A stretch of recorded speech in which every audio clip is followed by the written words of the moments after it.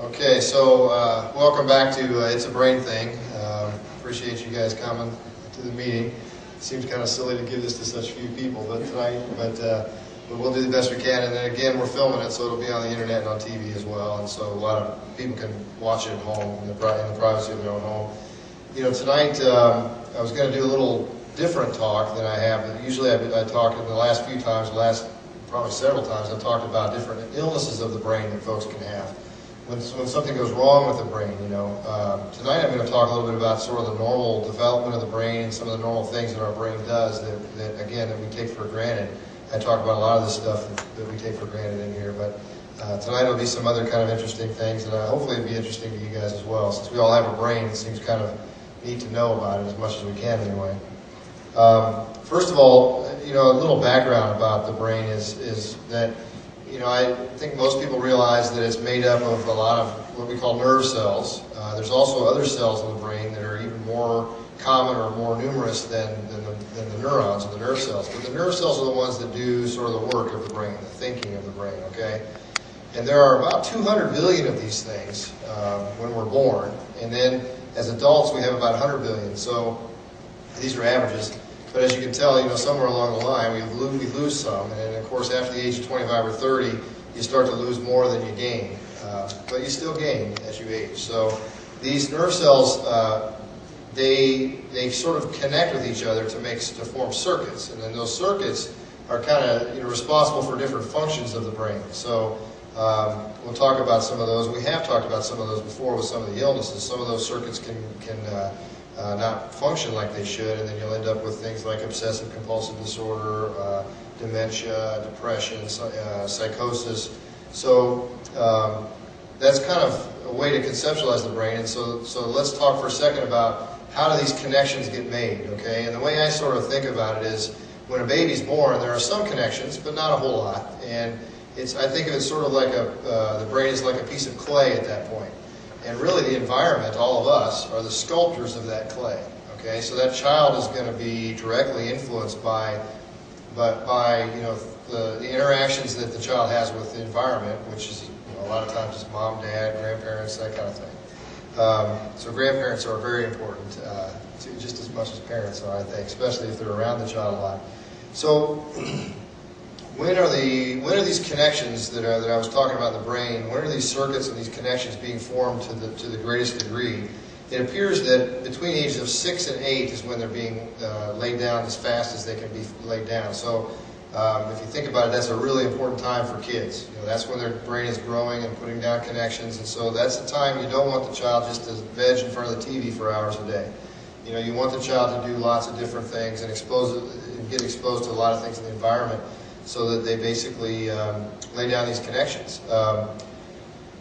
You know, when are these things? When is the brain sort of the most dense with the most number of connections? Well, it's the same period of time, around the ages of 6 to 10, and it's also the time when if you look at the brain and how much energy it's using, how much sugar and oxygen and stuff that it's using, it's also between the ages of 6 and 10. So, as you can tell, those are sort of critical developmental periods for the brain.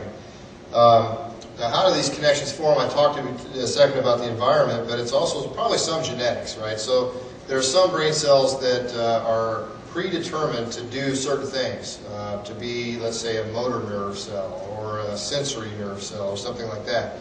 So there's some genetic blueprint, if you will, as to what these nerve cells are supposed to do, but then the environment also plays a big role in what's going to happen.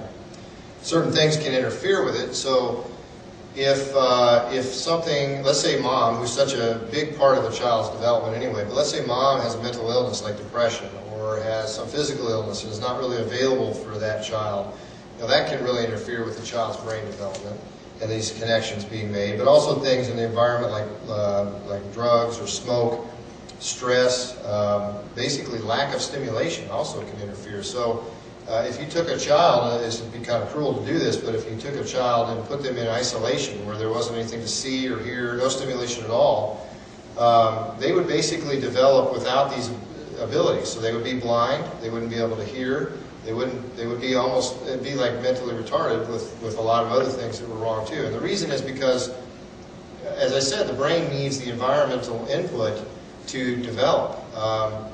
You know, we'll talk for a second about the blindness. I got another example to give you about that.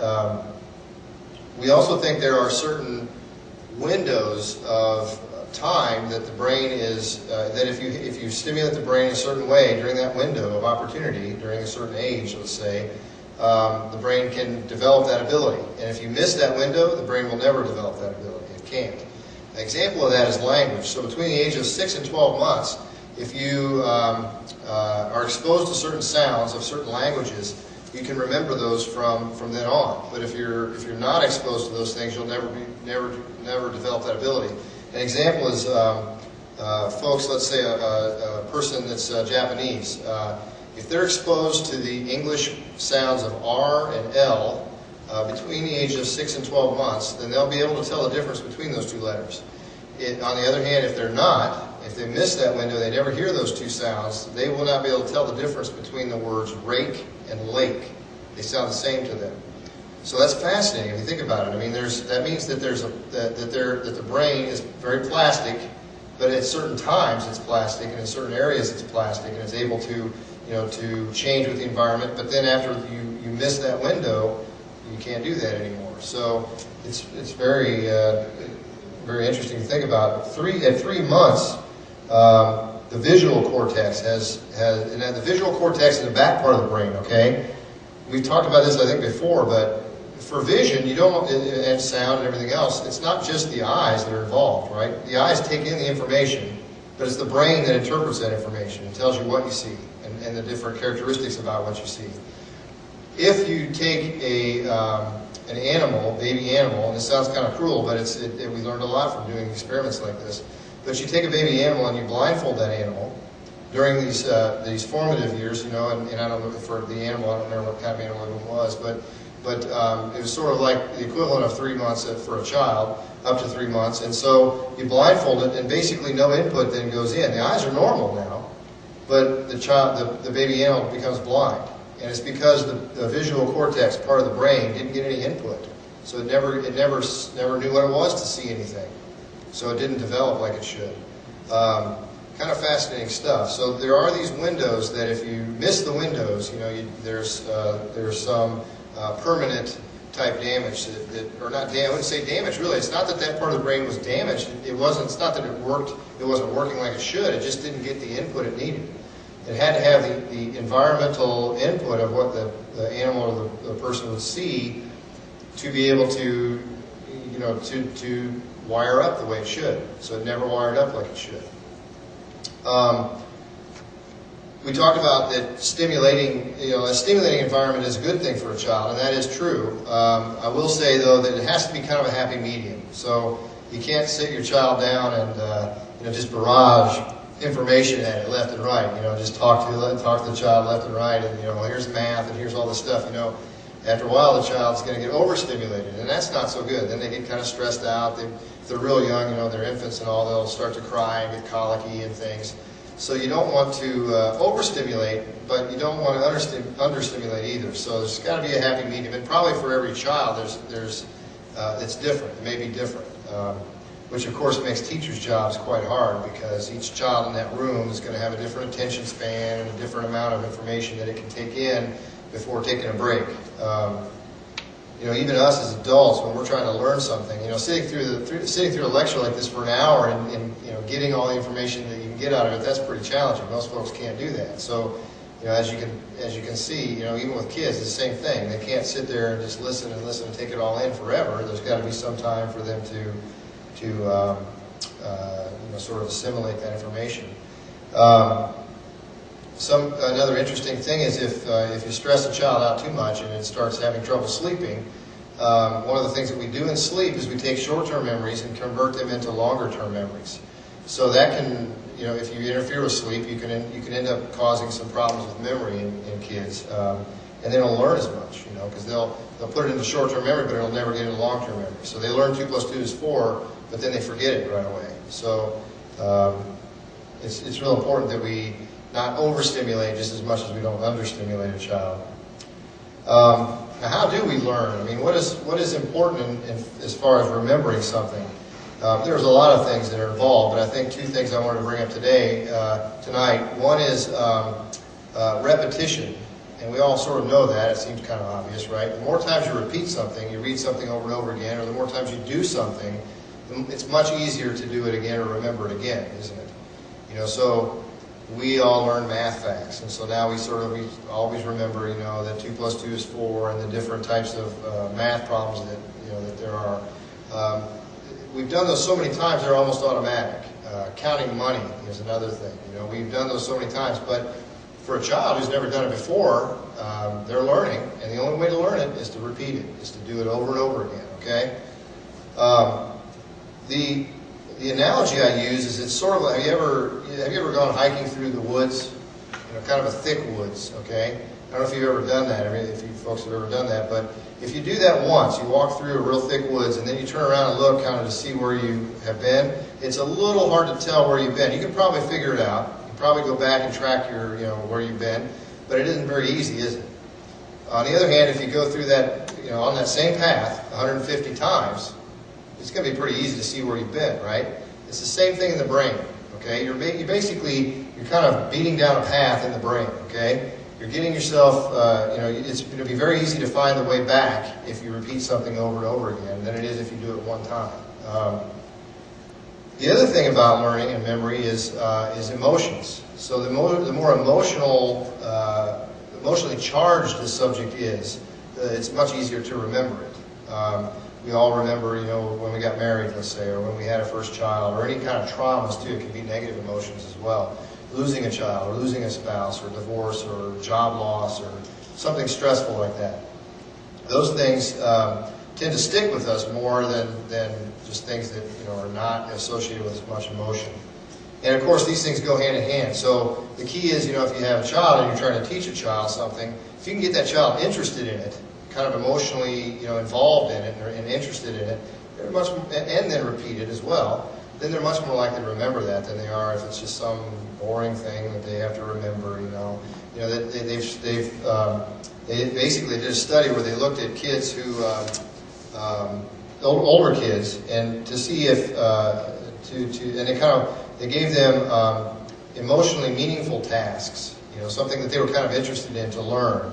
And they scanned the brain to see the activity in the brain, and they showed that the parts of the brain that were responsible for learning were lighting up like crazy. So they were using their parts of the brain that for learning.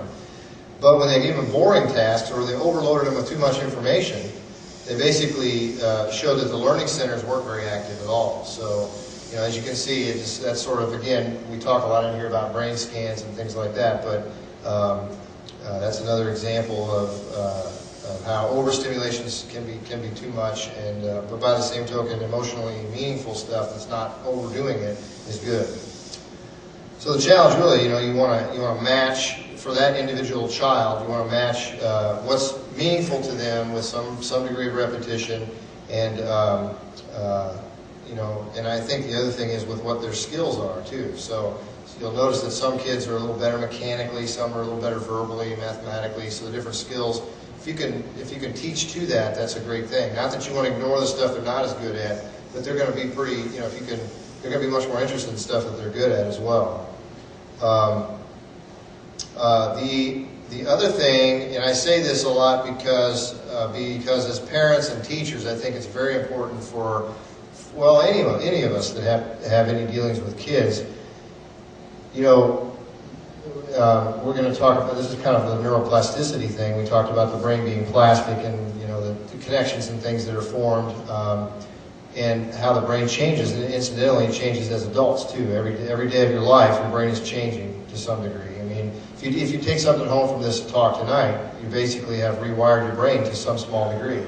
There's new connections that weren't there before, if you remember it. Of course, if you don't remember it past tomorrow, then those connections are gone. Okay, so the repetition that's the key to the repetition.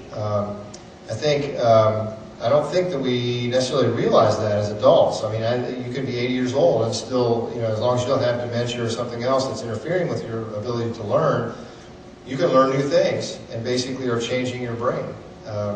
And you've heard the old expression, use it or lose it.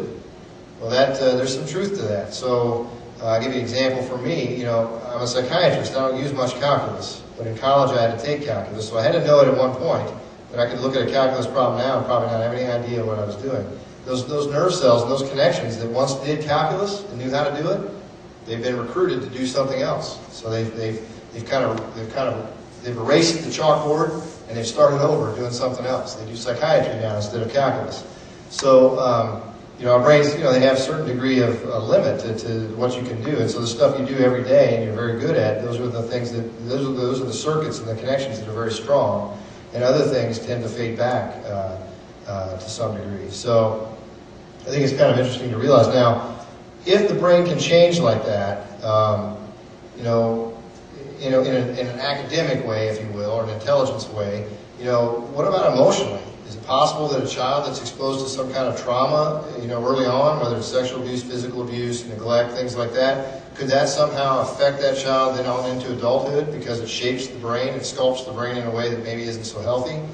That was an interesting theory, and they did this study where they looked at middle-aged women who had, and they split them into two groups. One group had sexual abuse as kids, and the other group did not. And they looked to see how did their stress response system in the brain, which of course you guys know about. Stress response system, all of us have, animals, everything have. It's responsible for that fight or flight reflex. Something stresses you out and your heart rate goes up and all that stuff. What's happening is cortisol goes up, and cortisol is a hormone in your body, and that is supposed to go up, cause your fight or flight reflex to go up, and then as the stressor eases, it comes back, should come back down hopefully, and you get through the stressor and then you're okay. However, if you have you know, chronic or long-term stress, that cortisol goes up and stays up and can actually damage parts of the brain. The parts of the brain, one of the studies showed that the parts of the brain that control short-term memory, called the hippocampus, those are shrunken in folks that have chronic stress and end up with depression. So they're literally, the theory is the cortisol stays up too long and it can damage some of the nerve cells and some of the circuits in the brain. So these women, what it showed was their stress response system was all out of whack when they had childhood histories of chronic, you know, sexual abuse. What they also found with that is that a lot of them had more trouble with anxiety and depressive disorders, depression and things, than the women who didn't have the childhood histories of trauma. So what you see there is that it could be that the environment shapes that stress response system, which then is permanently changed on into adulthood, and it affects the way they deal with stress. One of the interesting things that we know about is that when the depression is set in place into adulthood, you know, you might think, you know, we talked about some of the brain cells might be damaged. One of the things that antidepressants do, interestingly enough, is they cause new nerve cell formation in the brain. So they actually do that. And also ECT, the electroconvulsive therapy that we've talked about in here before, and I think there's a lot of stigma about that. It actually does that even to a greater degree. I think folks think that, oh, you know, shock therapy, it's burning every brain cell I have and all this kind of thing. And actually that's not the case. It causes more nerve cell formation in the brain. And so that, theoretically, maybe that's how the depression is being treated, because with the depression, you've lost some nerve cells, or they've shrunken or something, and the ECT may end up helping that, and the medications as well. Incidentally, psychotherapy might also help with that. Okay, shifting gears for a second, temperament and personality. I want to talk about, we've talked in here before about personality disorders, but you know, and I don't remember if I talked much about where the personality even comes from. You know, where does a person, we all have one, where does it come from? And the theory is that, you know, we're all born with a thing called a temperament. And most of us have a temperament that runs along some spectrum between really bold and uninhibited and very anxious and inhibited. And you guys know this, right? So if you've ever had kids, you can tell. I mean, my kids, I can tell that, you know, one is more towards one end, and the other one is more towards the other end. You know, so you know you'll have kids. It's amazing. You can have the same parents and everything, but you know, one child is extremely into everything and just uninhibited completely. You know, never to a stranger, that kind of thing. And the other child, very anxious, not social, doesn't warm up very much socially to folks. It takes a lot of time for that to happen, and very inhibited. You know. So that's the temperament piece. And sometimes mothers can even say, hey, I knew he was going to be hyper in the womb because he was moving all over the place, you know, whereas the other child wasn't. So this is the temperament, and this is probably an inborn thing. And then the personality piece comes in, we think, because this temperament then is shaped by the environment. We just talked about that a little bit. If the environment is, let's say the parents are, there's a whole theory called goodness of fit, where if you have a parent that is very good at dealing with a child that has a bold and uninhibited temperament, you know, then that child, maybe that parent is able to sort of modulate that a little bit, and that child then is able to grow up and not get into lots of trouble and things like that. However, if that child is bold and uninhibited in their temperament, and their environment is not structured at all, let's say, they get away with murder and they continue to all the way through school and everything else, yeah, they may have some trouble with the law, and they may have some issues growing up, you know, as adults.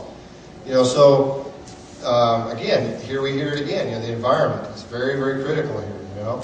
So so I think, you know, on the other hand, you know, the anxious and inhibited child, the temperament that has, the child that has the temperament of anxious and inhibited, if that child is exposed to an environment where they're never sure where their next meal is going to come from, they're never sure who's going to beat on them next or who's going to hurt them in some way next. You know, they're basically, they look at the world as a scary place. That's going to make them worse. So they're going to have much more of an anxious, you know, adulthood and personality, and maybe even an anxiety disorder of some type. That could be where some of these things come from.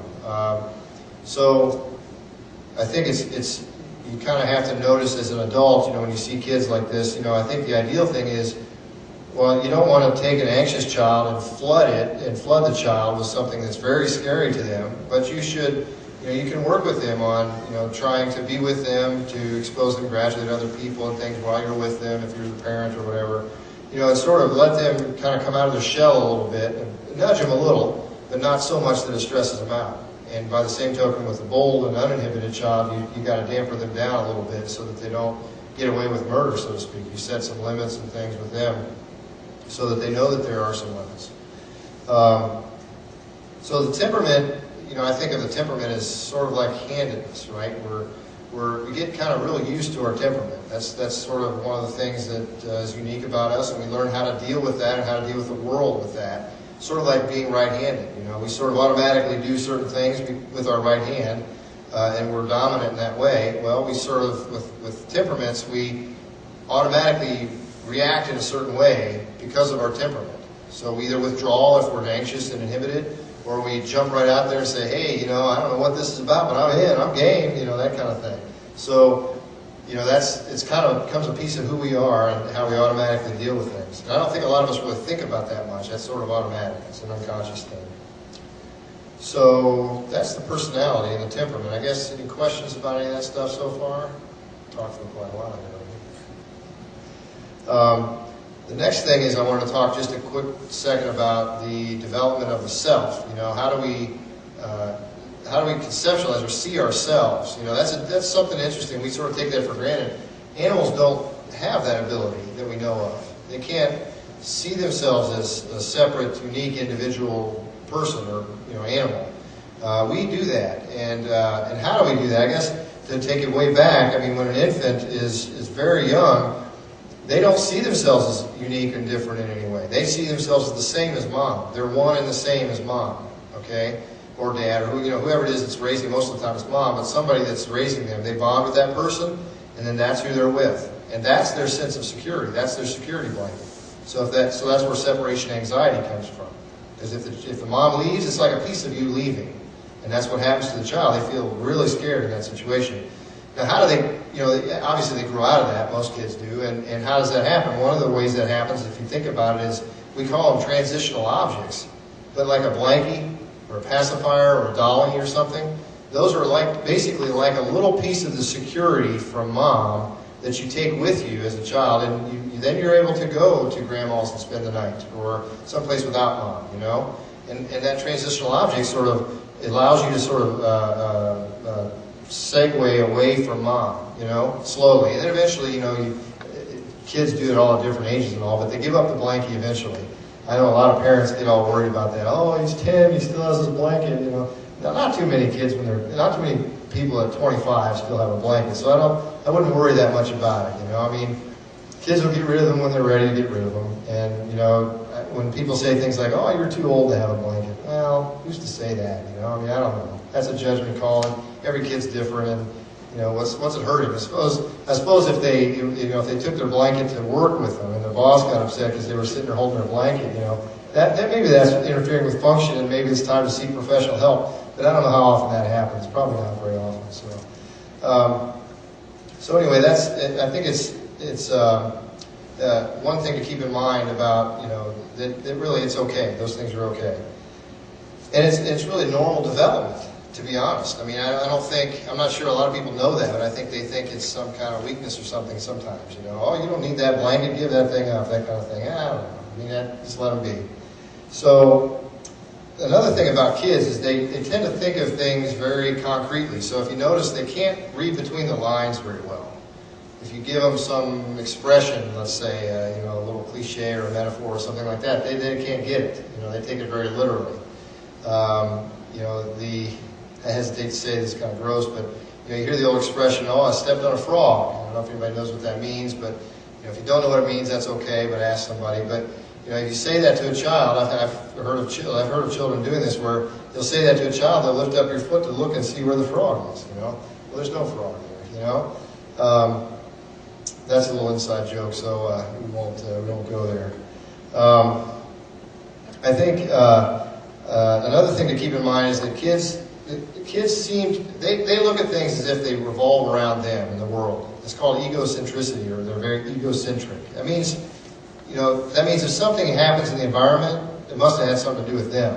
And that's normal too. That's another normal thing about childhood.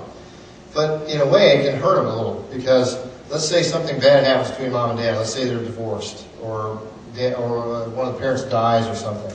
Because they're very concrete, they can't understand death very well. And so they might think that mom or dad or whoever died, they left because I wasn't a good enough child, or a pretty enough child, or smart enough, whatever. I didn't behave myself. If only if I had done that, I might, they might be still around and wanted to have stuck around for me. We all know that's not rational, but again, you don't have a lot of rationality when you're a kid. So these are things to kind of keep in mind if you have a younger child and something like that's going on in their lives. Realize that's how they're going to take that. So kind of help them through that a little bit. Talk through that. Make sure you reinforce with them. It wasn't your fault.